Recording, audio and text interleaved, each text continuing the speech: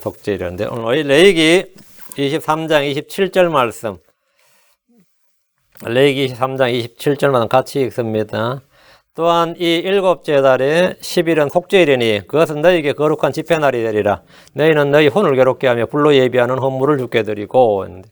이게 레위기 16장에서 우리가 배웠어요. 이미 레위기 16장에서 저희가 이 속죄일에 관한 법에서 2시간 했거든요.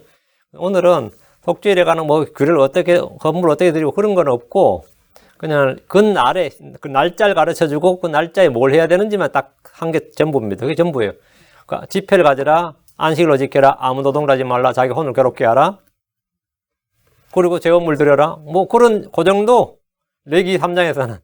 그리고 또 이 민수기에 또 이게 자세하게 나와요. 그러니까 이제 레위기 16장에서 자세하게 나오고 민수기에서 한번 또 다루게 되고, 레위기 23장에서는 그냥 절기 7개를 쭉 날려라니까 그 중에서 오늘 7번째 계명은 일곱 번째 달 7월 달에 2번째 절기는 속죄일이고 속죄일은 이렇게 지내라. 이 정도만 오늘 23절에서 그 정도만 본문에 언급되어 있다는 거죠. 자, 기도하고 시작합시다.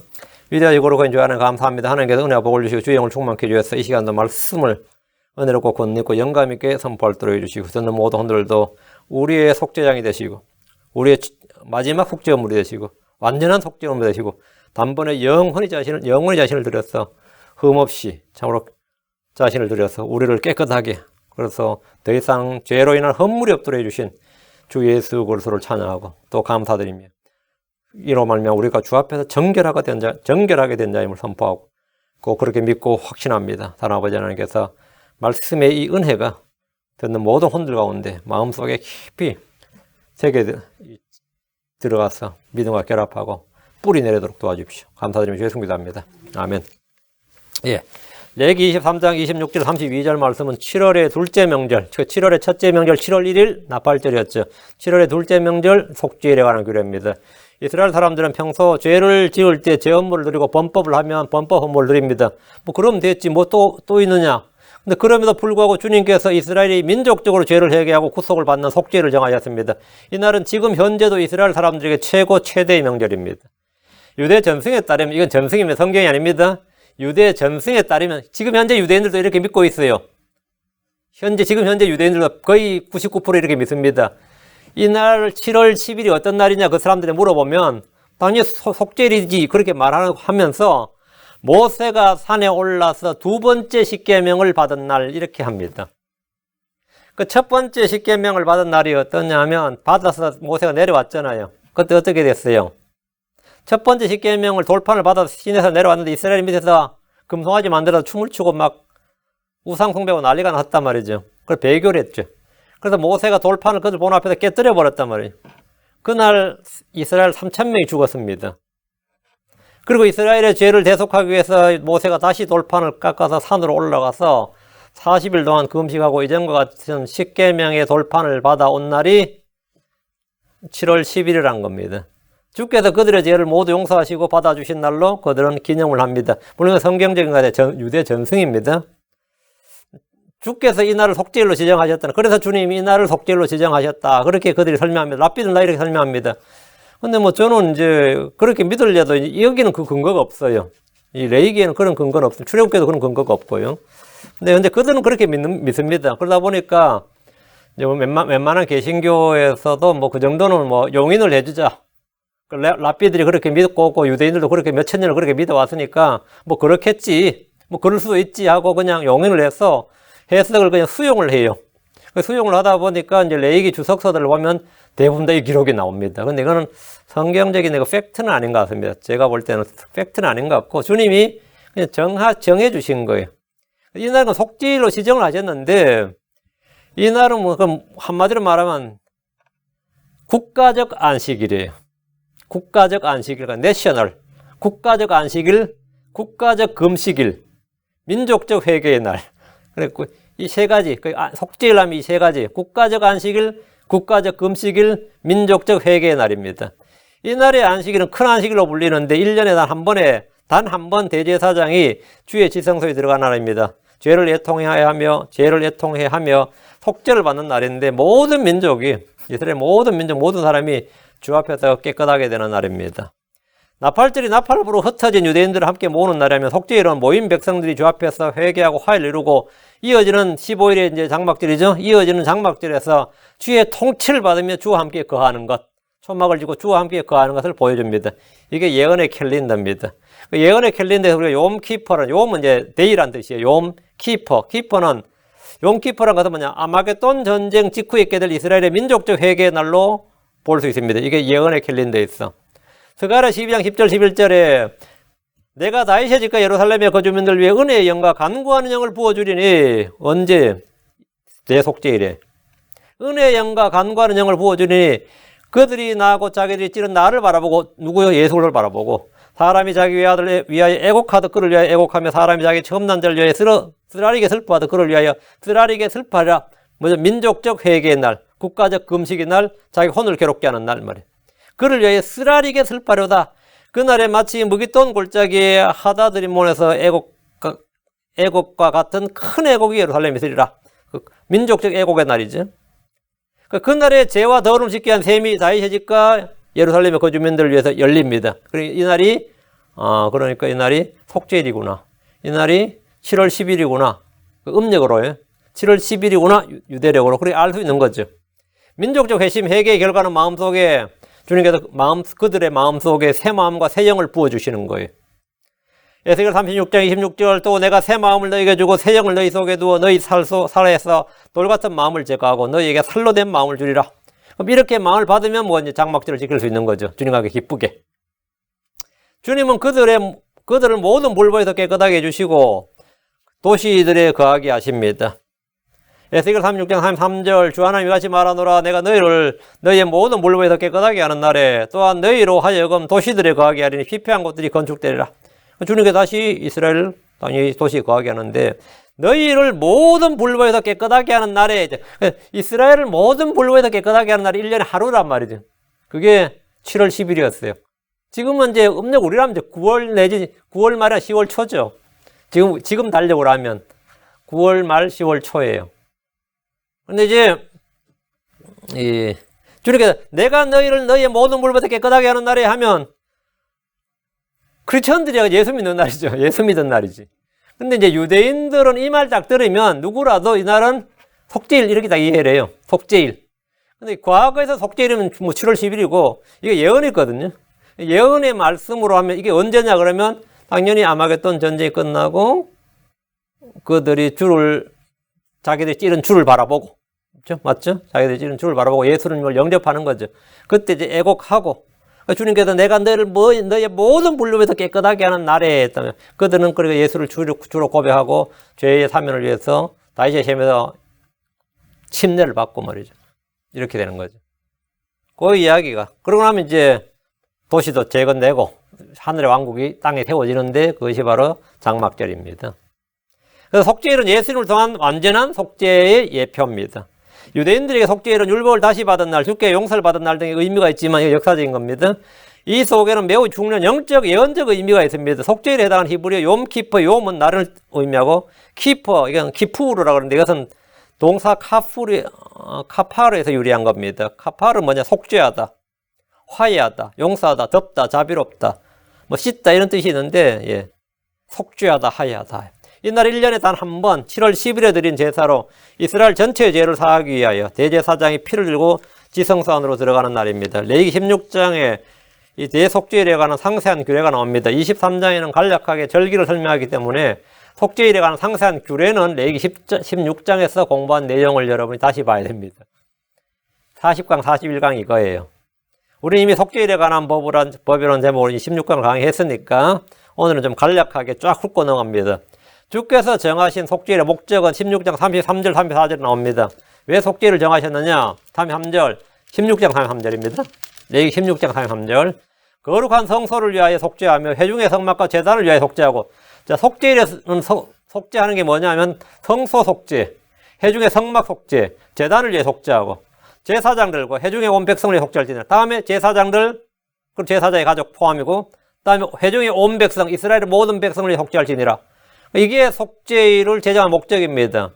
속죄일은 사람의 죄뿐만 아니라 평소 사람들의 죄와 불법을 위해서 희생물을 드리던 성소와 회중의 성막과 제단을 위해 속죄하는 날입니다. 그리고 제사장 자신과 회중의 온 백성을 위해 속죄합니다. 34절 이것은 이스라엘 자손의 모든 죄로 인해 그들을 위하여 한 해에 한 번 속죄하기 위해 너희에게 영존한 복교가 될지니라. 아론이 주께서 모세에게 명령하신 대로 행하니라. 그러니까 속죄일은 이스라엘 자손의 모든 죄로 인해 그들을 위하여 한 해에 한 번 속죄합니다. 이스라엘 자손의 모든 죄란 말씀에 주목하시고, 이스라엘 자손의 모든 죄. 그러니까 평소 죄 업물은 자기가 알지 못하고 지은 죄를 깨달을 때 드리는 헌물이지만, 속죄일은 내가 알고 지은 죄나 모르고 지은 죄를 막론하고 모든 죄를 속죄하는 날입니다. 그러니까 이건 엄청 중요한 거죠. 나의 모든 죄를 속죄한다고요. 나의 모든 죄를 속죄한다고. 한 해에 한 번 속죄라는 것은 단번 속죄를 예표하는 겁니다. 예수님은 단번의 영원이죠. Once for all. 대제사장만이 지성소안으로 피를 들고 들어간 것은 우리의 대제사장이신 예수님 한 분만이 자신의 피를 들고 하늘의 지성소로 들어간 것을 예표합니다. 7월 10일은 대환란 때 돌아온 유대인들이 주 예수를 찌른 것, 그분을 그동안 믿지 않고 배척한 불신의 죄를 회개하고 민족적으로 회심하는 날을 미리 보여주는 겁니다. 오순절에 성령이 맺고 나팔절에 심판이 집행되고 이스라엘이 모이고 속죄일을 회개하고 다윗의 셈에서 침례를 받습니다. 스가랴 13장 1절에 그날에 죄와 더러움을 씻기 위한 셈이 다윗의 집과 유다 지파죠. 예루살렘의 거주민들을 위해 열리리라. 그날이 바로 속죄일입니다. 레위기 16장을 보면 속죄일에 대제사장은 자신과 가족을 위한 속죄제를 드리고 백성을 위해 속죄제를 드립니다. 대제사장은 자기의 번제물과 백성의 번제물을 드려서 자기와 백성을 위해 속죄했습니다. 지성소에 들어가는 대제사장은 평소 입던 에봇이나 판결 흉패나 에봇 받침 겉옷, 그렇게 대제사장의 화려한 의복을 다 벗어버리고 이날은 아마 속옷과 반바지, 살 위에 반바지를 입고 아마 허리띠를 띠고 아마 관을 썼습니다. 아주 단촐하게, 가장 심플하게, 겸손하게 그렇게 나가는 거죠. 자, 본문 보겠습니다. 26절 주께서 모세에게 말씀하여 이르시되, 주께서 모세에게 속죄일에 대해서 말씀해 주셨습니다. 이 날을 지키는 규례는 16장에서 상세히 말씀하셨고 23장에서는 속죄일이 7째 달에 10일이라는 것과 이 날은 안식일이요 거룩한 집회일로 삼으라는 것을 말씀해 주셨습니다. 속죄일을 안식일로 삼는데 이 날은 너희 혼을 괴롭게 하는 날이라고 하셨습니다. 이 말씀은 속죄일에는 금식을 해야 한다는 말입니다. 속죄일은 주 앞에서 죄를 속죄하는 날로서 오락이나 희락이나 유희를 추구할 수 없습니다. 이 날은 누룩 없는 빵을 먹는 무교절과 달리 아예 아무것도 먹지 못했습니다. 레위기 16장 31절에 그날은 너희에게 안식한 안식일인즉 너희는 너희 혼을 괴롭게 하되 영원한 법규에 따라 그리할지니라. 그날은 너희에게 안식하는 안식일인즉 노동을 하지 말라고, 아무 일도 하지 말라고요. 너희는 너희 혼을 괴롭게 하되 영원한 법규에 따라 그리할지니라. 27절 또한 이 7째 달에 10일은 속죄일이니 그것은 너희에게 거룩한 집회날이 되리라. 주님께서 날짜를 정해주신 거죠. 7째 달에 10일 이렇게 속죄일의 날짜를 정해주셨고 그것은 너희에게 거룩한 집회의 날이 되리라. 너희는 너희 혼을 괴롭게 하며 불로 예비한 헌물을 주께 드리고 이날 해야 될 일입니다. 노동을 해서는 안 되고 이 일을 해야 된다고. 7월 10일은 주께서 정하신 속죄일입니다. 7월 1일에 백성들이 나팔을 불었고 10일에 속죄일로 거룩한 집회를 가졌습니다. 그것은 너희에게 거룩한 집회 날이 되리라. 이스라엘 주께서 정하신 국가적 명절이 있고 그 중에 3번은 전체 이스라엘 회중이 함께 모였습니다. 속죄일은 장막절을 앞두고 이스라엘이 모인 집회 날이었습니다. 미국에서도 가끔 이 국가 기도의 날 이런 거 있죠. 들어보셨어요? 국가 기도의 날. 조지 부시 대통령 때 그 이라크 전쟁할 때 국가 기도의 날 이거 선포한 적이 있어요. 국가 기도의 날. 전부 기도 좀 해달라는 거였죠. 이것은 대통령이 국가의 위기나 어려움이 닥칠 때 온 국민이 함께 기도해 달라는 것인데 이스라엘은 주께서 정하신 절기로 집회날로 가장 중요하게 여긴 날이 7째 달의 10일 즉 속죄일입니다. 이날에 대제사장은 성소를 속죄하고 자기 자신과 백성들의 죄를 속죄하기 위해서 지성소에 들어갑니다. 지성소는 제사장대로 들어갈 수 없습니다. 대제사장만 1년에 딱 한 번, 단 하루 이날만 들어갈 수 있습니다. 지성소의 긍휼의 자리 위에 주님이 계시기 때문입니다. 레위기 16장 2절에 주께서 모세에게 이르시되 내 형 아론에게 말하여 그가 아무 때나 성소 안으로 휘장 안쪽에 궤 위에 있는 긍휼의 자리 앞에 들어오지 말게 하라. 아무 때나 들어오지 말라고요. 그리하여 그가 죽지 아니하리니 아무 데나 들어오면 죽는다고. 이는 내가 구름 가운데서 긍휼의 자리 위에 나타날 것이기 때문이니라. 그 주님이 긍휼의 자리 위에 그 자비석 위에 말이에요. 개혁성인 자비석이라고 그런 거. 긍휼의 자리 위에 나타난다. 그 속죄일을 제외한 다른 날은 누구라도 지성소로 들어가면 그는 죽게 됩니다. 지성소는 주님이 임재해 계신 곳이었습니다. 너희는 너희 혼을 괴롭게 하여 이 말은 금식하란 말입니다. 혼을 괴롭게 한다는 금식하란 말이에요. 혼을 괴롭게 한다는 의미를 이제 유대인들은 좀 더 확대를 해가지고 혼을 괴롭게 한다는 게 어찌 금식 하나뿐이겠느냐 이렇게 해서 이스라엘 사람들이 이날은 부부관계를 맺지 않고 목욕이나 몸에 물을 뿌리는 몸을 시원하게 하는 이런 것도 하지 않고 이게 혼을 괴롭게 하려는데 자기를 혼을 시원하게 하고 즐겁게 하면 안 된다고 생각했어. 목욕도 하지 않고 샤워도 하지 않고 향수나 기름을 바르지 않고 가죽으로 된 신발이나 좋은 옷을 입는 것도 금지를 했습니다. 가죽으로 된 신발 이는 발이 편안하다 해서 그래서 괴롭히는 게 아니다 해서 요거는 좀 오버한 거죠. 성경은 혼을 괴롭게 한다는 것에 대해서 상세히 규정하지 않았는데 이스라엘 사람들은 율법을 좀 더 많이 자의적으로 확대 해석을 해서 사람들의 전통으로 이것을 이제 계명으로 삼는 거죠.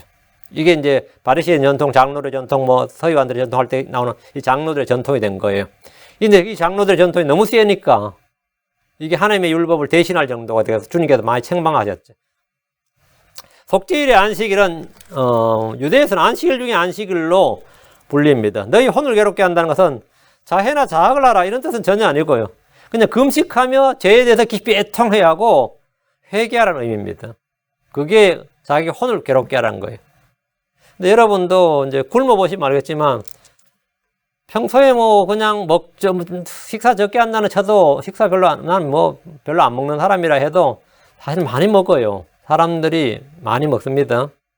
그건 언제 알 수 있냐 하면 집 나가보면 알 수 있어요. 자기가 평소에 얼마나 많이 먹는지. 수시로 냉장고에서 뭐 물도 마시죠, 음료수도 마시죠, 커피도 마시죠, 아니면 간식도 한두 개 씹어 먹고 하면 그렇게 먹다 보니까 식사 때 되면 밥맛이 별로 없어. 그 말은 뭐냐면 줄기차게 먹는 사람이란 거예요. 근데 그것 딱 끊어보면 배가 고프다는 걸 느끼게 돼요. 제가 좀 금식이 아니라 제가 좀 다이어트를 하면서 그걸 느꼈어. 아, 내가 평소에 엄청 먹어야 됐구나 하는 거를. 그거 끊어버리니까 배가 고픈 거예요. 평소에 배 고픈 적을 느낀 적이 없었다면 그 말은 뭐야? 맨날 주워 먹었다 이 말이지 아무거나. 뭐 과일 있으면 주워 먹고 뭐 있어서 주워 먹고 뭐 부스러에서 뭐 주워 먹고 하니까 그러다 또 식사 되면 때 되면 먹어야 된다 생각 또 먹어보니까 배가 나와 안 나와 저절로 나오지. 운동을 안 하지 하니까. 근데 그거 안 해보면 알아요 자기 스스로 배가 고프다. 근데 만약 한 끼 굶고 두 끼 굶고 세 끼 하면 고통스럽습니다. 그게 혼을 괴롭게 하고요. 성경에서 혼을 괴롭게 한다면 1차적 의미가 뭐냐면 금식을 말합니다. 금식.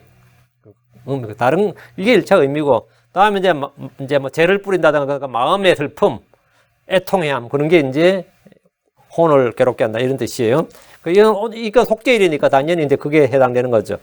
다음 27절 계속 봅니다. 불로 예비한 헌물을 주께 드리고 있는데 이거는 이제 제헌물, 음식헌물, 음료헌물 이런 들을 때 불로 예비한 헌물을 했어요. 속죄일에 불로 드린 예비 헌물은 16장에 상세하게 나옵니다. 대제사장은 어린 소소를 제헌물로 삼고 순양을 번제물로 삼아서 성소에 들어갑니다. 대제사장은 자기를 위한 제헌물의 수소를 가져다가 자기와 자기 집을 위해 속죄하고 자기를 위해 그 제헌물의 수소를 잡습니다.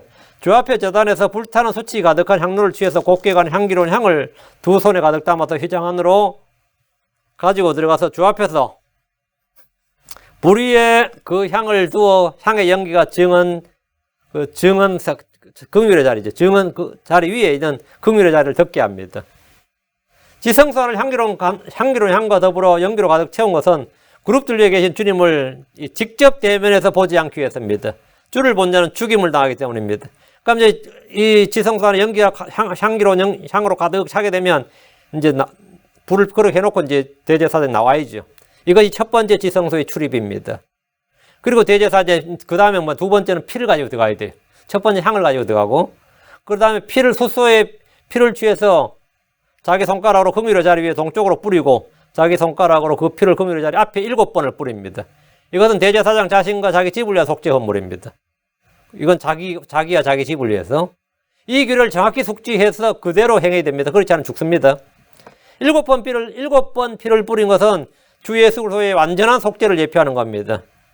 율법에 따른 대제사장은 먼저 자신의 죄를 속죄해야 하지만 우리 주 예수님은 죄가 없는 분입니다. 그분은 자신을 위해 속죄할 것이 없습니다. 이것이 두 번째 지성소의 출입입니다. 대제사장이 자기 자신과 자기 집의 죄를 이제 자기 집을 위한 속죄를 했으니까 다음 이제 백성들이 해야죠. 대제사장이 이스라엘 자손의 회중에게서 제헌물로 순양소 새끼 2마리와 번제물로 순양 1마리를 취합니다. 자기와 자기 집을 위해 속죄를 마친 뒤에 대제사장은 백성을 위한 죄업물의 염소를 잡아서 그것의 피를 가지고 휘장 안으로 들어가서 자기를 위해 속죄했던 것과 같이 그 피로 긍휼의 자리 위와 긍휼의 자리 앞에 그것을 뿌립니다. 방식은 같습니다. 대제사장은 이스라엘 자손의 부정함과 그들의 모든 죄로 말미암아 범법들로 인해 성소를 위해 속죄하고 또 부정함 속에 가는 자들 가운데 머무는 회중의 성막을 위해서 피를 뿌린 겁니다. 이것이 세 번째 지성소의 출입입니다. 세 번 왔다 갔다 한 거죠. 대제사장이 속죄일에. 지성소를 나온 대제사장은 주 앞에 제단으로 나와서 제단을 위해 속죄를 합니다. 숫소의 피와 염소의 피를 취해서 제단의 뿔들에 돌아가며 바르고 또 자기 손가락으로 그 피를 그 위에 7번 뿌려서 이스라엘 자손의 부정함으로 제단을 정결하게 하고 거룩하게 합니다. 제단과 성막을 정결한 거죠. 히브리서 9장 22절에 이 장면이 나와요. 율법에 따라 거의 모든 것이 피로서 깨끗하게 되나니 피 흘리며 분적 사면이 없느니라. 이것이 바로 이 속죄일에 했던 것을 가지고 지금 바울이 쓴 거예요. 이 말씀 실행한 겁니다. 레위기 16장 20절 22절에는 속죄 염소 2마리를 어떻게 드리는지 방법이 나오는데 그 유명한 아사셀을 위한 염소가 나옵니다. 이 아사셀에 관한 이제 해석은 킹제임스 성경이 가장 정확합니다. 이보다 킹제임스 성경과 현대권은 차이가 많이 나옵니다. 왜 나머지는 다 아사셀을 위하여 이렇게 음력을 했단 말이죠. 근데 그 아사셀이 뭐냐 그러면 누구냐 그러면 사탄의 왕이다, 마귀의 왕이다, 뭐 귀신의 왕이다, 뭐 이런 식으로 해석을 해버리는 거죠. 킹제임스 성경은 딱 스케이프고트 이렇게 딱 나옵니다. 스케이프고트, 속죄염소, 속죄염소. 레위기 16장 20절 22절 아사셀의 정확한 뜻은 뭐죠? 속죄염소입니다. 레위기 16장 20절 22절 또 그는 성소와 회중의 성막과 제단을 위하여 화해하기를 마친 뒤에 피를 뿌린 뒤에 이 말이에요. 마친 뒤에 이 말은 살아있는 염소를 가져갈지니라. 이미 주를 위해 뽑히는 염소는 피를 흘려가지고 제단에 뿌렸어요. 살아있는 염소를 가져갈지니라. 아론은 살아있는 염소의 머리에 두 손으로 안서 그 염소를 향해 이스라엘 자손의 모든 불법과 그들의 모든 죄로 말미암아 그들의 모든 범법들을 자백하며 자백을 하고 대제사장이 자백을 하는 거예요. 민족의 죄를 회개하는 거죠. 그것들을 염소의 머리에 두고 적합한 사람의 손에 맡겨 그 염소를 광야로 보낼지니라. 대제사장이 지성소에서 드린 피는 성소와 회중의 성막과 제단을 위하여 화해하게 한 것이었습니다. 피를 통한 화해, 피를 통한 합병, 피를 통해 의롭게 된다는 속죄 원리가 구약의 이 속죄일에 완벽하게 계시되어 있습니다. 그러나 율법에 따라 드리는 짐승의 피는 죄를 용서하고 가려주지만 죄를 제거하는 것이 불가능합니다. 이게 이제 율법의 약점, 한계였죠. 이 짐승의 피는 말이죠. 그 숫소와 염소의 피, 그 황소와 염소의 피는 죄를 깨끗하게 제거하는 것이 불가능했습니다. 그래서 히브리 10장 4절에 황소와 염소의 피가 죄들을 제거하는 것은 불가능하니라 이렇게 적혀 있죠. 이 부분도 마찬가지로 속죄일에 드린 대제사장이 드리는 이 피, 이 속죄 헌물을 말하는 겁니다. 이 지금 히브리서에서 말한 이 부분이 뭐냐면 지금 이 장면을 레위기 16장을 염두에 두고 기록한 거예요. 황소와 염소의 피가 그 속죄일에 대제사장이 드리는 그 피가 그래서 그들이 뭐 제단에다 뿌리고 그것도 뿌리고 바르고 이렇게 했는데 거의 모든 피도 정결하게 된다면 오케이. 그것도 다 그 이야기고 또 지성소 안에 들어가서 그렇게 했지만 황소와 염소의 피가 죄들을 제거하는 것은 불가능하다. 이 구절은 분명히 속죄일에 대제사장이 드렸던 숫소와 염소에 관한 기록입니다. 거기에 대한 신약적 해석이에요. 일상적으로 제사장들이 그럼 날마다 드리는 헌물 역시 죄들을 제거하는 것은 불가능합니다. 일상적으로 드리는 건 매일 드리는데 매일. 그건 어떠냐? 1년에 한 번이 아니라 매일 드리는 거는 매일매일 드리는데 그거는 어떠냐? 히브리 10장 11절 제사장마다 날마다 서서 섬기며 그 일상번제죠. 이걸 상번제라고 합니다. 날마다 서서 섬기며 자주 같은 희생물들을 드리되 그것들은 결코 죄들을 제거하지 못하거니와. 이거는 뭐 속죄일에 드리는 속죄 헌물이나 일상에서 드리는 속죄 헌물이 전부 다 죄를 제거하지 못한다잖아요. 이스라엘의 율법에 따라 속죄일을 아무리 엄숙하고 거룩하게 치른다 해도 그들의 죄를 제거하는 것은 불가능합니다. 주께서 말씀하시기를 출애굽기 34장 7절 내가 긍휼을 후천에게 베풀며 불법과 범법과 죄를 용서하되 그것이 결코 죄 있는 자를 깨끗하게 하지는 아니하리라. 독특한 말씀이죠. 이게 말이죠. 불법과 범법과 죄를 용서하되 용서한다고 용서하는데 그것이 그 용서가 그 속죄 헌물이 말이죠.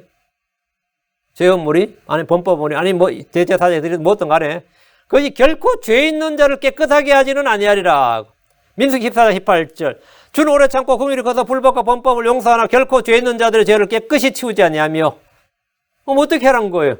죄를 제거하시는 분은 어린 양 예수 그리스도입니다. 그분의 피가 죄를 제거합니다.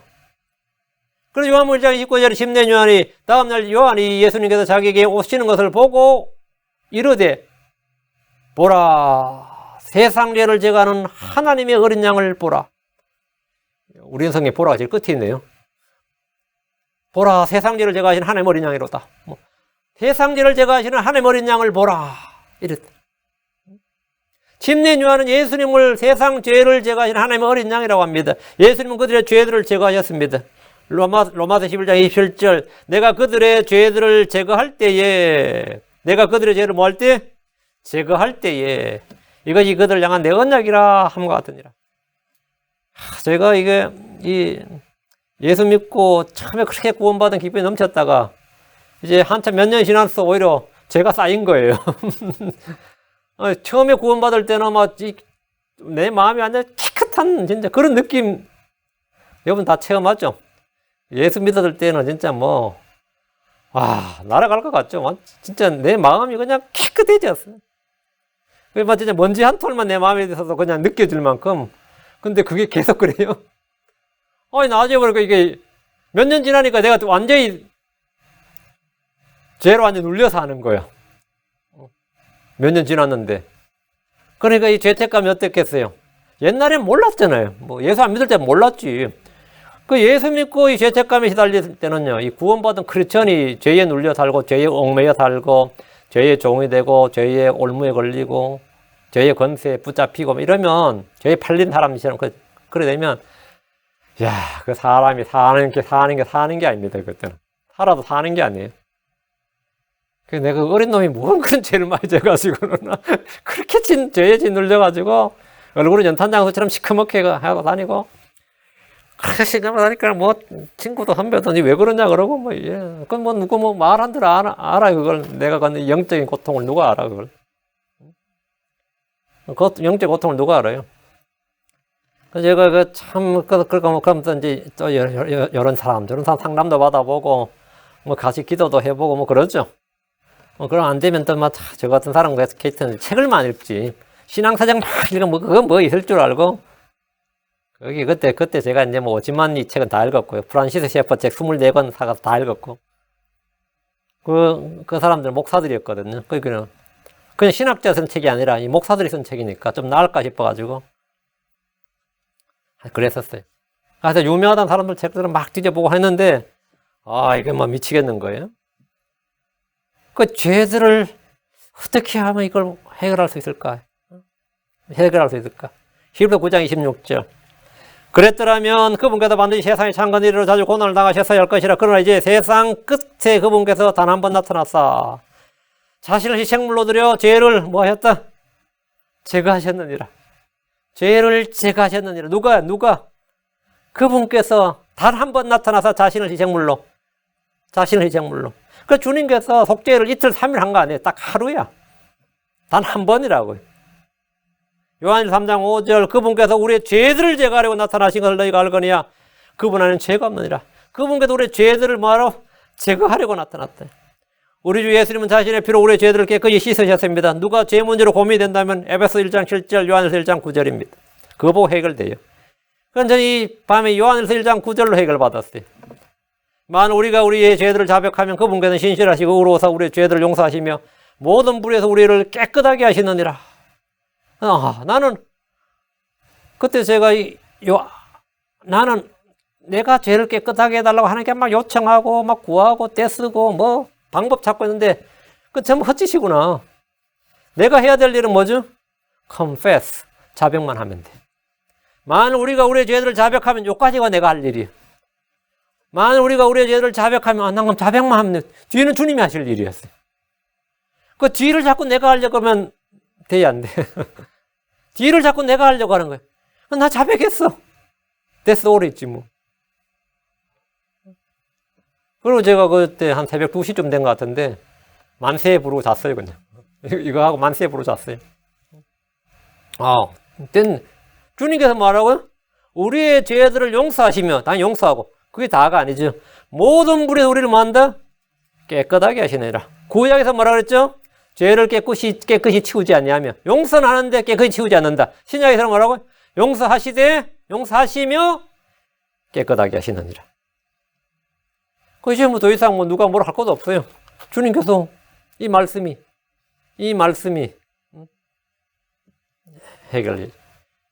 제 해결자였죠. 이 말씀이. 자, 다시 속죄 염소에 대해서 봅시다. 이 죄 짓고 죄를 해결하지 못해가 죄를 해결받지 못해서 고통받는 크리스천들 굉장히 많습니다. 크리스천이 아닌 게 아니에요. 정말 그냥 크리스천들이에요. 그리고 얼마든지 발버둥을 치고 말이죠. 참 어떻게 아둥바둥 살아보려고 애를 쓰고, 집에 가면 남편은 술 처먹지, 그러다 막 욕이나 막 쌍욕을 막 해대면서 해대지. 교회 아동 인정 못 받지. 그래서 예수 믿고 어떻게 살아보겠다고 아둥바둥 하는데 미칩니다. 그러면 집에 가도 뭐 평화가 있어요. 미워 죽겠는 놈 하나 있지. 교회 와도 마찬가지 친구는. 그러면 해결이 안 되죠. 해결이 안 돼요. 이거 정말 이 죄 문제가 예수 믿고 나서 죄 문제, 예수 믿기 전 죄 문제, 예수 믿고 나서 죄 문제 해결 안 되면 그 사람 지옥입니다. 삶이 지옥이에요. 교회 생활로 지옥이고 삶이 지옥이에요. 평안, 은혜, 기쁨, 그런 소리는 개나 주라서. 그거 진짜 해결받아야 되는데 너무나 단순합니다. 주님께서 모든 죄로부터 우리를 씻으신다. 계시록 1장 5절이. 주님 하신 일이 그 예배들 1장 7절이. 다음 요한일서 1장 9절이. 그 이 말씀 주님께서 나의 죄를 씻으시고 제거하셨다. 나를 씻으셨다. 제거하셨다. 그 일은 앞으로 마찬가지다. 다시 속죄염소. 이것도 속죄염소는 말이죠. 속죄일의 하이라이트입니다. 속죄일의 하이라이트. 대제사장이 2마리 염소를 두고 제비를 뽑아가지고 한 마리는 주를 위하여 다른 한 마리는 속죄염소를 위하여 아사셀을 위하여 이렇게 번역된 겁니다. 계획에. 마귀를 위하여가 아닙니다.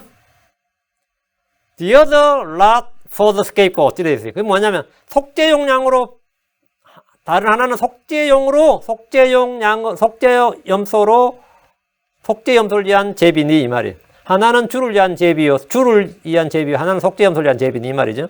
주를 위해 제비 뽑은 염소를 대제사장이 제헌물로 드렸고 속죄용 염소로 제비 뽑힌 것은 산채로 주 앞에 보였다가 그것으로 속죄하기 위해서 광야로 보냅니다. 이 부분은 본문 구절을 찾아야 되는데 레위기 16장 앞으로 가서 8절 10절 또 아론은 그 2마리 염소를 두고 제비를 뽑되 한 제비는 주를 위하여 다른 제비는 속죄염소를 위하여 한 제비는 주를 위하여 이건 피 흘려 죽는 겁니다.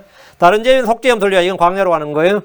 할 것이며 아론은 주를 위하여 제비 뽑은 염소를 가져다가 제헌물로 드리려니와 제비 뽑아 속죄염소가 된 염소는 산채로 주 앞에 보였다가 그것으로 속죄하기 위하여 그것을 속죄염소로 광야로 보낼지니라. 속죄염소는 온 이스라엘 회중의 모든 물벌 담당하고 사람이 거주하지 않는 땅 광야에서 놓아주었습니다.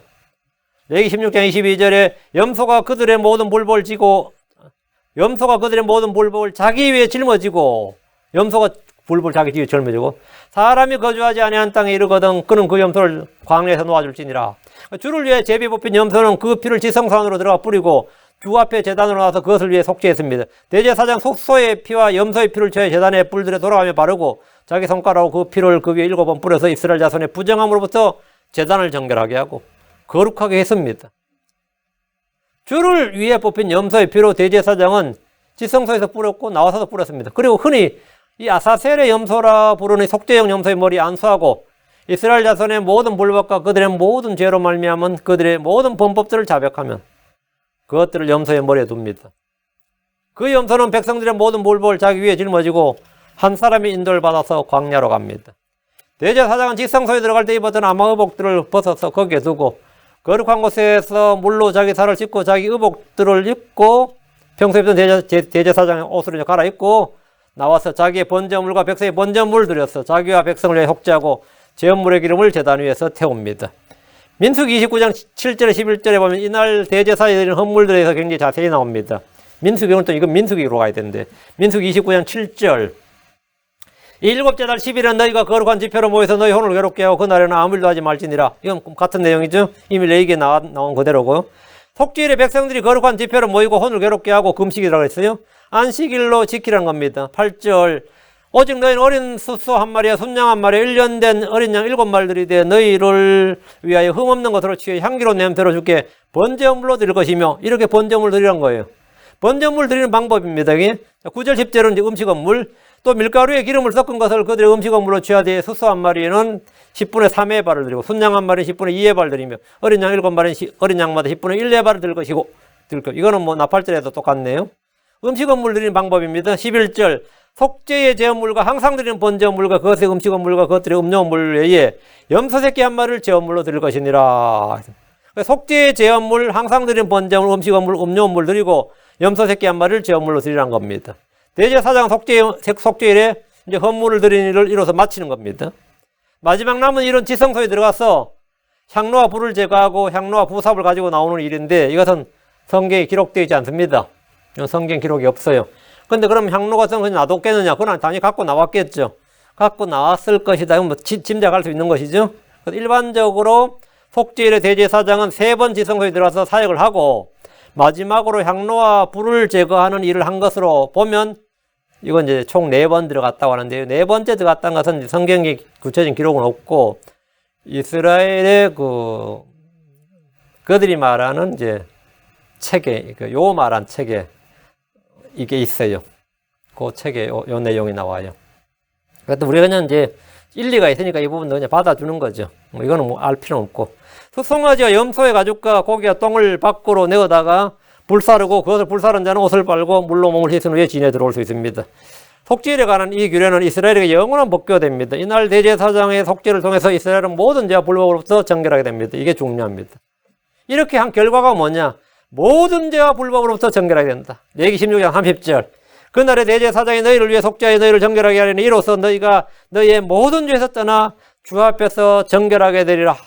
대제사장이 그렇게 했는데 속죄를 했는데 너희를 위해 속죄를 했는데 어떻게 됐다고요? 이로써 너희가 너희 모든 죄에서 떠나 주 앞에서 정결하게 되리라. 속죄가 완료된 거예요. 내가 뭘 한 게 이날 안식이라서 내가 죄를 해서 한 건 없어요. 그런데 대제사장이 이렇게 했는데 헌물을 통해서 내가 그 속죄 염소와 헌물도 내가 정결하게 됐다 이 말이에요. 너희가 모든 죄에서 떠나란 말씀은 완전한 속죄를 말합니다. 주 앞에서 정결하게 되리라 이 말씀은 속죄일의 속죄 사역이 주 앞에서 우리를 정결하게 한다는 사실을 보여줍니다. 구약 성도들에게 이날이 가장 중요한 절기로 인식된 것은 그들이 속죄일에 드리는 희생 업무를 통해서 모든 죄에서 떠나 주 앞에서 정결하게 되기 때문입니다. 그래서 속죄일이 그들에게 가장 중요한 날인 거죠. 히브리서 10장 19절 22절은 구약의 속죄일이 우리 주 예수 그리스도를 통해서 어떻게 성취되었는지를 정확하게 기록하고 있습니다. 그래서 신약의 레위기하면 히브리서라고 그랬죠. 짝을 이루는 말이. 자, 히브리서 10장 19절 22절 그러므로 형제들아 우리가 예수님의 피를 힘입어 우리는 황소와 염소의 피가 아니라 예수님의 피를 힘입어 새롭고 살아있는 길로 지성소에 들어갈 담대함을 얻었는데 구약에는 아무도 지성소에 못 들어가요. 대제사장만 피를 가지고 1년에 한 번 들어가던데 우리는 뭐라고? 지성소에 들어갈 담대함을 얻었다고. 이 길은 그분께서 우리를 위하여 휘장 곧 자기 육체를 통해 거룩히 구분하신 것이니라. 이 길은 지성소로 들어가는 길은 하나님 앞으로 가는 은혜 왕자 앞으로 가는 길은 말이죠. 그분께서 우리를 위하여 예수님께서 우리를 위하여 휘장 곧 자기 육체를 통해 거룩히 구분하신 것이니라. 또 하나님의 집을 다스린 대제사장께서 우리에게 계심으로 우리 마음이 뿌림을 받아 악한 양심으로서 벗어났고 우리 마음이 뿌림을 받아 우리 뭐에 뿌림? 예수의 피를 뿌림 받았다요. 우리 마음이 뿌림을 받아 악한 양심으로서 벗어났고 우리 몸은 순수한 물로 씻겼으니 우리가 믿음의 충만한 확신 속에서 진실한 마음으로 가까이 누구에게? 하나님 아버지께 은혜 왕자로 가까이 다가가자. 우리의 대제사장 예수로께서는 우리를 위해 자신의 피를 드리셨습니다. 우리 모든 죄와 불법과 허물과 불의에서 깨끗하게 되었습니다. 예수 그를 통해 우리는 주 앞에 정결하게 되었습니다. 주님은 자신의 피로 우리의 죄로부터 우리를 씻어주셨습니다. 매년 속죄일과 달리 50년마다 행해지는 신년에 있는 속죄일에는 모든 빚을 탕감해주고 종들로 해방해 주었는데 레위기 15장의 내용이 나옵니다. 이것은 우리 주님이 선포하신 주의 받아주시는 해를 예표합니다. 예수님 회당에서 이 말씀을 읽으셨습니다. 누가복음 4장 18절 19절에 주의 영께서 내게 임하셨으니 이는 그분께서 내게 기름을 부으사 가난한 자들에게 복음을 선포하게 하시기 때문이라. 그분께서 나를 보내신 것은 마음이 상한 자를 고치며 포로된 자들의 구출을 눈먼 자에게 다시 봄을 다시 복양을 선포하고 상처 입은 자들을 자유롭게 하며 주의 받아주신 해를 여기 주의 받아주시는 해, acceptable year, 이게 희년입니다. 주의 받아주시는 해를 선포하게 하라 시민이라. 주 예수님은 50년 만에 오는 속죄일, 그 속죄일에 행해지는 모든 일들이 이날 너에게 성취되었다 이런 거예요. 이걸 내가 선포한다 이거예요. 주 예수님 이 말씀이 그들에게 성취되었다 하시면서 누가복음 4장 21절에 그분께서 그들에게 말씀하기 시작하시되 이 성경 기록이 이날 너희 귀에 성취되었느니라 하셨습니다. 바로 구약의 그 율법 신년에 일어난 속죄일의 그 모든 일들이 너에게 성취되었다. 그것이 바로 자유의 선포예요. 근데 그것을 훨씬 능가하는 게 뭐냐면 마음이 상한 자들을 고치며 포로된 자들의 구출을 눈먼 자들에게 다시 보게 함을 선포하고 상처 입은 자들을 자유롭게 하며 주의 받아주신 해를 선포하게 하면 이걸 주님이 다 하시겠다 이거예요. 다 하시겠다. 그래서 우리는 이 모든 일들을 주 예수님을 통해서 우리 속에 성취가 되는 거죠. 우리 속에서 주의 영께서 우리 안에 기름을 부으셔야 돼요. 우리는 기름 부음 받았어요. 기름을 부으셨단 말이죠. 그래서 여러분의 마음이 상하면 그 상한 마음, 상한 영을 하나님께서 기뻐 받으신 희생물입니다. 그 주님께서 싸매주시고 고쳐주시는 거죠. 그래서 내가 죄에 포로되고 정욕에 속박되고 아니면 뭐 마귀에게 종됐다. 포로된 자에게 뭐 구출. 내가 율법에 속박을 했다. 아니면 육신에 속박했다. 구출. 오늘 너무나 많은 사람들이 사람에게 속박될 때가 있습니다. 아니면 돈에게 속박되고 그런 거 있죠. 그래서 자유가 없어요. 여기 속박된 사람이 자유가 없습니다. 주님 복음을 통해서 내가 자유와 구출이 없었다면 뭔가 지금 문제가 있는 겁니다. 내가 복을 믿었는데 내 안에 참된 자유, 그런데 이 자유와 구출이 없다. 있어야죠. 주님께서 포로된 자에게 구출을 했잖아요. 주님이 고치시고 주의 받아주신 해. 자, 28절로 갑니다. 이 말씀이 이 성경 기록이 날 너희 귀에 성취되었느니라. 내가 우리 안에 뭐라고? 성취된 겁니다. 우리는 성취를 기다린 게 아니에요. 성취되었어요. 예수 믿으면 이것은 우리 안에 자연적으로 임해야 됩니다. 그렇지 않으면 내가 믿어야 돼요. 아니면 말씀을 깨달아야 되고. 제가 이제 어떨 때, 왜 말씀이 이게, 기록된 말씀 이런데, 왜 실제하고 이게 자꾸 틀리지 싶을 때가 있어요. 왜 실제하고 잘 안 맞지 싶을 때. 그럴 때 난 늘, 그래요. 말씀이 맞는가? 내가 맞는가? 지금 돌아가는 사정이 맞는가? 사람들이 하는 말이 맞는가? 그럼 뭐 다 뻔하지 뭐요. 그럼 말씀이 맞다. 말씀이 맞지. 네, 말씀이 맞다. 말씀이 맞다. 그러면 거기서 언제나 뭐죠? 자기가 부인되고 이 세상도 부정하게 되고 지금 사람들 말도 부정하게 되는 거예요. 그래서 주님의 말씀이 내 안에 딱 서게 되는 거예요. 그럴 때마다 거의 성취가 돼요. 그때마다. 이건 아주 중요한 영적 삶의 비결이에요. 이게 아주 영적인 삶의 비결이에요. 저는 솔직히 오랫동안 말이죠. 요한복음 15장 같은 나는 포도나무 너희는 가지니 하죠. 그거 맨날 외우고 다녀도 체험은 잘 못했어요. 맨날 외우고 다녀도 그것이 내가 체험했냐 그러면 체험한 건 진짜 예수 믿은 지 오랜 세월 지난 뒤였어요. 근데 어떻게 체험했냐면 내가 신비적인 체험한 거 아니에요. 하나님, 난 솔직히 이게 내가 매일 외우고 다니고 믿는다고 말하지만 솔직히 그렇게 와닿지도 않고 내가 그렇게 체험하고 있지는 않습니다. 난 그대로 고백을 했어요. 네. 근데 그럼 내가 맞을까요? 기록된 말씀이 맞을까요? 이렇게. 그 남들한테 이걸 물어봤을 때 남들은 다 해석이 다르고 이렇게 말하는데 그 사람 말이 맞을까요? 주의 말씀이 맞을까요? 그럼 뭐 뻔하지 뭐 내가 크리스천인데. 그럼 내 생각, 내 체험, 내 느낌, 내가 지금 받아들인 뭔가, 내가 돌아가는 이 현실, 이 환경 다 때려치우고 주의 말씀이 언제나 옳습니다. 주의 말씀은 처음부터 옳으니이다.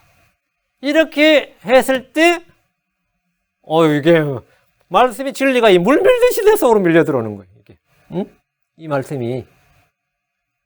저 솔직히 뭐 그런 거 많습니다. 이거 말하니까 말했죠. 이런 말하면 너무 길어지는데. 뭐 로마서 6장 6절 다 외웠죠. 우리 옛사람이 그런 상태에 죽었다. 절절 외우고 다니는데 뭐 죽긴 했었잖아. 우리 집사람 지금 뭐 좋을 때 좋은 거지 성질도 하면 뭐 사람 더럽죠. 뭐 죽었다며 뭐 그런 거 성경 구절 얼마나 많아요. 근데 그게 실제 삶에서 체험이 나오냐? 그건 아니에요. 그 성경 줄줄 외우고 뭐 설교 줄줄 듣는다고 그게 삶에서 이게 줄줄 나오냐? 그게 열매로 체험으로 그렇지는 않습니다. 그건 언제 나오냐 이거죠. 난 잘 못 깨닫겠다. 솔직히 잘 느껴지지 않는다. 잘 모르겠다. 그럼 그 솔직히 하나님 앞에 내 사정을 아뢰는 거예요. 솔직히 주님 내가 이거 설교도 많이 듣고 뭐 책도 많이 읽고 많이 생각도 많이 해봤는데 솔직히 잘 되지는 않습니다. 근데 그러면 그러니까 내가 잘 못 믿는 거예요. 예, 잘 안 되니까 못 믿는 건데 그 내가 잘 안 된다고 자꾸 내 한계에서 잘 안 된다고 못 믿을 건 아니지. 내가 잘 안 되는 거지. 그 하나님 말씀이 맞고 내가 틀리고 이것도 안 틀리고 어디 기록된 말씀만이. 이게 뭐냐면 절대좌표예요. 말씀이. 이 절대좌표를 딱 찍어 놓는 거예요. 그래야 그때부터 그 말씀이 뭐냐 살아서 역사하는. 그걸 하나님께서 나의 어려운 처지나 어려운 한계나 이런 사람 저런 사람 만나게 하면서 혼의 괴로움과 고통을 겪으면서 하는 실제 삶에서 처지에서 다양한 고통을 겪으면서 오직 기록된 말씀을 믿음으로 받아야 된다는 걸 가르쳐 주신 거예요. 기록된 말씀은 그게 Believing Bible Study예요. 하나님의 말씀을 그냥 내가 알기 위해서 공부하는 게 아니라 이걸 기록된 말씀을 믿음으로 받아. 그래서 내가 우리 성경 공부를 BB에서 한 게 저게 Believing Bible Study입니다. 그 말이 뭐냐면 말씀을 믿음으로 공부하는 거라. 믿음으로 받아야 된다. 믿음으로. 믿음으로. 그래야 모든 말씀이 현실이 되고 체험이 된다는 거예요. 요즘도 좀 그런 거 굉장히, 책에도 굉장히 많은 그런 구절들 많습니다. 그러니까 제가 언제나 그 말씀을 딱 자기 때문에, 그 은혜 가운데 거할 수 있는 거예요. 은혜 가운데. 그렇지 않으면 당장 불신과 무지로 인해서 완전히 흔들려요. 자, 28절. 그날에는 아무 일도 하지 말지니 그날은 너희를 위해 주 너희 하나님 앞에서 속죄하는 속죄일이니라. 계속 반복되는 말씀 중에 아무 일도 하지 말지니거든요. 그 7월 10일에는 아무 일도 하지 말라고 하십니다. 그날에는 일을 하지 않는 안식일로 정하신 것은 그날에 이스라엘이 자기들을 위해 주 하나님 앞에 속죄하는 속죄일이기 때문이고, 속죄일은 백성들이 평소 제헌물 범법을 드리고 속죄했다 하더라도 반드시 지켜야 하는 날입니다. 이날 이스라엘은 대제사장이 주의 지성소로 들어가서 주 앞에 피를 뿌린 날이고, 주 하나님이 주 하나님 앞에서 속죄하는 날 자기 일을 할 수가 없습니다. 그러니까 우리의 육신의 행위나 율법의 행위로 의롭게 되려 하거나 속죄를 받으려 해서는 안 된다는 겁니다. 아무 일도 하지 말지니라. 오직 주님의 은혜만을 기다리고 긍휼만을 기다리라. 그 속죄 현물이 드려지고 주님이 받아주심으로써 그 피를 받아주심으로 말미암아 뭐가 된다? 속죄가 되는 것이지 우리의 무슨 행위로 속죄가 되는 게 아니라 아무 일도 하지 말지니라 계속 나오는 거예요. 29절. 오직 은혜, 오직 믿음이다 말이죠. 29절. 어떤 혼이든지 그날에 괴로움을 당하지 아니하면 그는 자기 백성 가운데 끊어지라.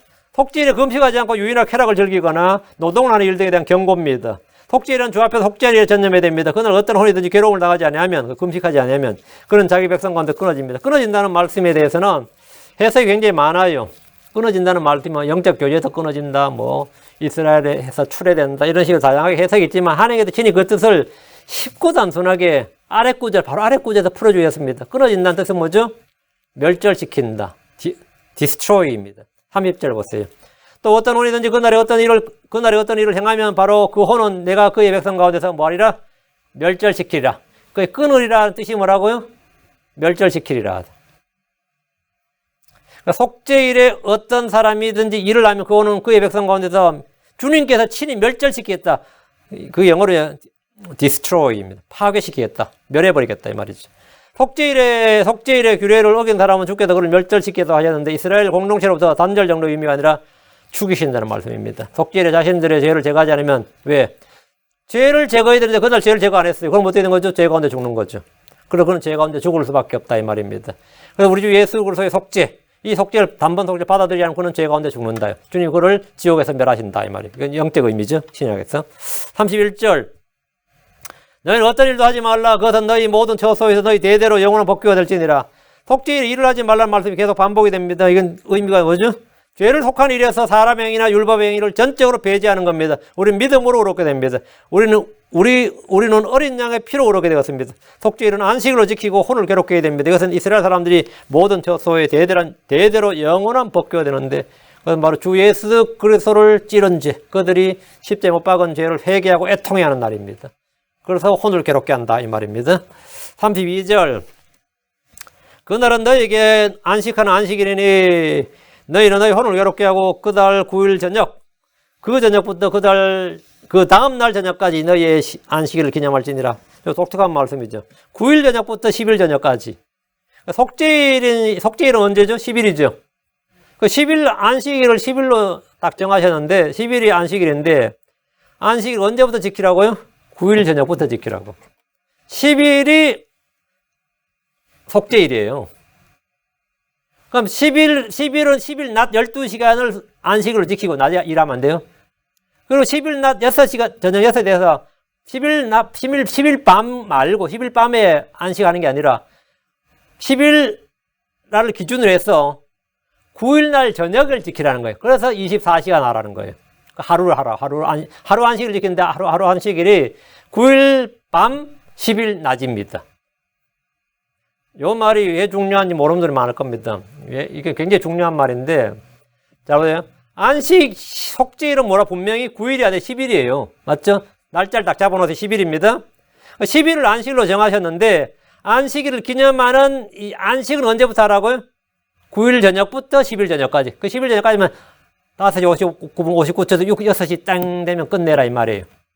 이 말은 9일 저녁 12시간, 그 9일 저녁 6시부터 아침 6시까지 12시간, 그리고 10일 아침 6시부터 저녁 6시까지 12시간, 24시간이죠. 그럼 하루 안식일이죠. 안식일은 하루인데 이틀에 걸친 거 하는 거예요. 9일 저녁, 10일 낮 이렇게. 이해되시죠? 그래서 저녁 아침이란 말, 저녁 낮이라고. 지금 유대인들이 안식일을 지키는 안식일 방식이 바로 여기서 나온 겁니다. 지금 유대인들이 안식일 준수를 보면 안식일은 토요일이에요. 근데 토요일이 안식일인데 토요일 낮, 토요일 밤 이렇게 안 지키고 금요일 저녁, 토요일 낮 이렇게 12시간, 12시에서 24시간을 지킨다고. 그러니까 토요일 저녁, 금요일 저녁 6시부터 토요일 저녁 6시까지가 지금 유대인들의 안식일입니다. 그렇게 안식일, 이는 유대인들의 전통인데 바로 여기서 나온 겁니다. 여기서 이제 문제는 제가 여기서 아마 한국, 미국 상관없이 아마 거의 대부분 목사님들은 신학교에서 유대인들의 날짜 계산 방법은 저녁부터 시작해서 그 다음날 저녁까지다 이렇게 말을 합니다. 이걸 이제 유대인의 일몰제라고 해요. 일몰제. 하루의 시작을 저녁 6시부터 시작했다고 보는 거예요. 저도 그렇게 배웠어요. 저도 신학교도 그렇게 배웠고 심지어 제가 이 목회자가 돼서도 한동안 그렇게 알았어요. 여기 말씀 진행에 와서도 일몰제고요. 모든 책이 그렇게 나오니까. 근데 이게 계산하니까 뭐가 안 맞고 성경이 있는데 뭐가 안 맞는 거예요. 왜? 10일이 저거라면서 10일이 속죄일이라며 9일 저녁 10일 낮이잖아요. 그럼 일몰제로 따르면 뭐죠? 저녁부터 그 다음까지가 저녁 아침까지 낮도 9일이어야 되잖아요. 그럼 말이 안 맞잖아. 9일 저녁 10일 낮이니까. 그럼 아침 되면 뭐예요? 날짜가 바뀐다고. 날짜가 10일 낮이라고. 9일 낮이 아니고 9일 저녁 9일 낮이 아니에요. 순서 낮밤이에요. 그러니까 이틀에 걸쳐. 그게 지금도 금요일 저녁, 토요일 낮. 안식일을 이틀 지내는 거죠. 근데 시간으로는 하루야. 되죠? 이틀에 걸쳐지는 거죠. 1박을 하는 거죠. 1박을. 그러니까 일몰제는 저녁 6시부터 저녁 6시를 하루 시작으로 봐가지고 예를 들어 9일 저녁 6시가 딱 되면 이게 10일이다 이렇게 하는 거죠. 그럼 말이 안 맞죠. 10일 아니니까. 왜? 9일 저녁이었던 거예요. 그리고 10일 그 다음날 아침 해가 딱 뜨면 그는 9일 낮이 아니라 10일 낮인 거예요. 그러니까 일몰제랑 것도 안 맞는 거죠. 근데 안식일은 그렇게 지켜야 된다고. 그래서 유대인들은 저녁 6시부터 아침 6시까지 12시간의 밤과 아침 6시부터 저녁 6시까지 12시간의 낮으로 하루를 계산합니다. 속죄일의 안식일은 9일 저녁 6시부터 시작됩니다. 그럼 12시간 지난 다음에 아침은 뭡니까? 9일입니까? 10일이에요. 그건 당연히 10일이죠. 일몰제에 따르면 지금 보통 목사님들이나 신학에서 가르친 바에 따르면 그건 당연히 9일이어야 되는데 10일입니다.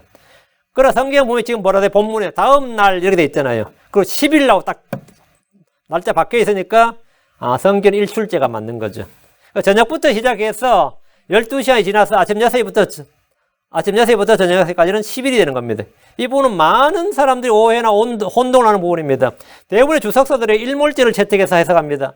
아마도 99% 이상 일몰제가 성계의 날수를 세는 방법으로 행하는 것 같습니다. 이는 창세기 6일에 창조에서 창세기 6일 창조에서 그 저녁과 아침이 되니 첫째 날이더라, 둘째 날이더라, 셋째 날이더라, 넷째 날이더라, 다섯째 날이더라, 여섯째 날이더라 이렇게 있죠. 그 저녁과 아침이 되니 하나님께서 자신이 만든 모든 것을 보시니 보라 매우 좋았더라. 그 저녁과 아침이 되니 여섯째 날이더라. 여섯째 날이더라. 아침이 되니까 여섯째 날 끝난 거예요. 그 다음은 아침 되고 나서는 날이 바뀐 거죠. 아침까지인 거죠. 그러니까 저녁과 아침이 되어서 첫째 날, 둘째 날, 셋째 날, 넷째 날, 다섯째, 여섯째 날이 이렇게 됩니다. 아침이 되었을 때는 그 전날이 이어지는 것이 아니라 새로운 날입니다.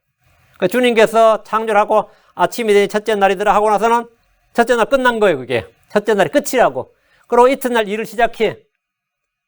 낮부터 일을 시작한 거죠. 그리고 날하고 저녁이 되고 저녁과 아침이 되는 건 둘째 날이더라. 아침 되니까 둘째 날 끝났잖아요. 그러니까 아침이 되고 그 아침 되고 나서부터 6시부터 7시, 8시가 그 다음 저녁이 이어지는 게 아니라 날짜는 끝나고 새로운 새날이라고요. 창세기부터 그렇게 돼 있어요. 창세기부터 일출제가 맞는 거죠. 일출제가 맞는 거죠. 성경은 일몰제가 아니라 일출제가 확실합니다. 이건 논쟁 여지가 없습니다. 예.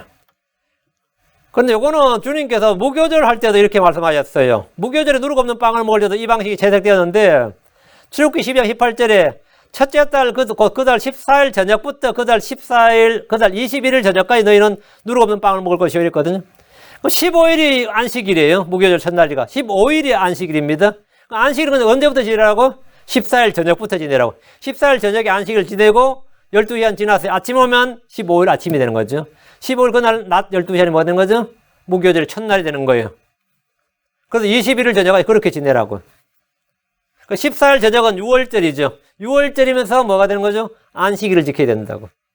주님 무교절의 첫날이 15일에 누룩 없는 빵을 먹도록 하셨는데 14일 저녁부터 누룩 없는 빵을 먹기 시작해서 21일 저녁까지 누룩 없는 빵을 먹으라고 하셨습니다. 14일 저녁 12시간이고 아침 해가 뜨면 14일 낮이 아니라 15일 아침이 되는 겁니다. 15일 낮이고 이날이 무교절의 첫날입니다. 성경 일몰제가 아니라 일출제라는 사실은 신약에서도 분명히 볼 수 있습니다. 마가복음 15장 42절 43절에 그날은 예비일 곧 안식일 전날이므로 예비일 곧 안식일 전날이라잖아요. 무교절의 첫날이 15일이죠. 15일이 안식일이란 말이에요. 그 전날이므로 이제 저녁이 되었을 때 아리마대 요셉이 와서 담대히 빌라도에게 들어가 예수님의 몸을 간절히 구하니라. 그런 존경받는 공회원이요 여기 하나님의 왕국을 기다린 자더라. 예수님의 몸은 안식일 전날, 그러니까 무교절 첫날 저녁에 6월절에 그때 장사가 되셨습니다. 묻히신 날 밤이 지나면 6월절 지나면 안식일 큰 날이 다가오는 거죠. 안식일이죠. 그리고 다음 날이 매주다로는 안식일이었고 예수님 죽으시던 해는 열이틀이 안식일 연속 이틀이었으니까 안식 후 첫날이 초실절이 되는 겁니다. 그래서 예수님은 안식 후 첫날 부활하셨습니다. 주님 우리를 위한 완전한 속죄물이셨습니다. 크리스천들에게는 복음을 믿는 그날이 속죄일입니다. 그래서 오늘은 이 레위기 3장에 나오는 이 속죄일에 대해서 했고요. 다음 마지막에 이제 장막절에 대해서 하면 이제 레위기 7절기는 끝나겠습니다. 속죄일에 대해서 하나님의 완전한 속죄는 어떻게 이루어지는가를 이 속죄일을 통해서 주님이 미리 한 날을 정하셔서 보여주신 거예요. 평소에도 속죄 헌물이 있고 범법 헌물이 있고 여러 헌물들이 있지만 속죄일에 드리는 헌물을 통해서 완전한 예수 그리스도의 우리의 그 마지막 속죄 헌물이 되신 예수 그리스도를 가장 잘 분명하게 선명하게 계시해 주셨다 이렇게 볼 수 있습니다. 그래서 속죄일에 대한 규를 통해서 우리가 하나님의 속죄를 받은 자로 우리가 참 완전한 자유와 그 안식과 평안을 누릴 수 있어야 됩니다. 예수 믿고 나서 이 자유 없고 예수 믿고 나서 이 뭔가 속박되고 매이는 것, 죄의 멍에를 미고 죄의 종이 되고 마귀의 종이 되고 육신의 정욕의 종이 되고 사람들의 종이 되고 이 세상에 또 종이 되고 돈의 종이 되고 걱정, 염려, 근심에 붙들리고 이래저래 그거만큼 황당한 일이 없어요. 그거보다 황당한 일이 없어요. 주님이 속죄물이 되셨는데 우리를 구출하시기 위해서 주님께서 속죄 헌물이 되셨는데 어떻게 자유를 못 누리고 있다 그러면 안 되죠. 우리가 이런 때 주님이 하신 일, 주님이 누구시고 주님이 하신 일이 무엇인가를 기억하고 생각하는 겁니다. 그래서 내가 안 믿기면 주님께 은혜를 구해요. 내가 안 믿기 은혜 안 믿기 뭐 중요하냐. 하나님 말씀은 사실이다. 내가 못 믿을지라도 내가 못 믿고 내가 알지 못할지라도 기록된 말씀 뭐라고요? 패할 수가 없고 떨어질 수가 없고 변할 수가 없고 바뀔 수가 없다. 언제나 기록된 말씀이 내 생각보다 내 느낌보다 내가 겪는 체험보다 내가 겪는 이 생활의 현실보다 훨씬 더 팩트, 사실이다. 진리다. 그게 뭐냐면 Believing Bible Study. 그 하나님께서 우리에게 많은 어려운 환경을 주신 것은 그렇게 성경 읽고 공부하고 그렇게 말씀을 받아들이라고 그렇게 환경을 조성하시는 겁니다. 그런데 그것이 해결되면 사실 현실에 있는 문제들은 다 해결됩니다. 안에서 본질이 해결되면 현상들은 다 해결돼요. 본질이 해결되면. 예. 기도합시다. 위대하시고 거룩한 주 하나님 감사합니다. 하나님께서 은혜와 복을 주시고 긍휼을 베풀어 주시옵소서. 사랑하는 아버지 하나님, 오늘 말씀을 전했습니다. 우리의 속죄 허물이 되신 예수 그리스도를 예표하는 이 속죄일에 대한 진리를 통해서 아버지 하나님, 참 대제사장이 참 1년에 한 번 그린 그 수소와 염소의 피로는 죄를 제거하는 것이 불가능하고, 아버지 하나님, 우리의 죄를 깨끗하게 하시고 제거하시기 위해서 오신 분은 한 분 예수 그리스도의 힘을 알려주셨는데, 제가 이 예수 그리스도로 말미암는 속죄 그리고 깨끗함, 혼외자요, 주님 주신 이 모든 것들을 저희가 분명하게 알고 누릴 수 있는 그런 성도가 되도록 도와주시옵소서. 아버지 하나님, 제가 좀 더 쉽고 또 선명하게, 좀 더 클리어하게 전하기를 원합니다. 하나님께서 저에게 말씀을 담아주셔서 아버지 하나님, 누구나 알아들을 수 있도록, 또 아버지 좀 더 잘 깨달을 수 있도록 그리고 전달할 수 있는 은혜를 허락해 주십시오. 그리고 말씀을 듣는 모든 오늘도 마음의 말씀을 담아두고 이 말씀이 과연 그러한가 기록된 말씀을 찾아보면서 그 기록된 살아있는 말씀이, 그것이 나의 생각이나 나의 느낌이나 나의 체험이나 사람들의 말이나 어떤 사람들, 어떤 환경, 어떤 무엇보다도 더 절대적이고 중요하다는 사실, 그런 믿음에 굳건하게 설 수 있도록 도와주셨어. 하나님의 말씀이 저희 속에서 살아 역사하는, 하나님께서 우리 안에서 효과적으로 일하는 그런 은혜를 다 맛볼 수 있도록 도와주십시오. 감사드리며 주의 성기도합니다. 아멘.